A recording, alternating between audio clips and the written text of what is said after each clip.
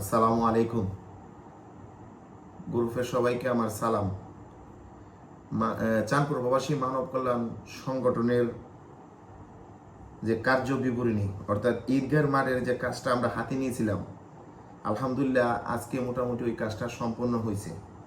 এবং ওই কাজ করতে গিয়ে চাঁদপুর প্রবাসী মানব কল্যাণ সংগঠনের পক্ষ হইতে যে পরিমাণ টাকা ব্যয় হয়েছে, এটার হিসাব আমি এখন পেশ করতেছি।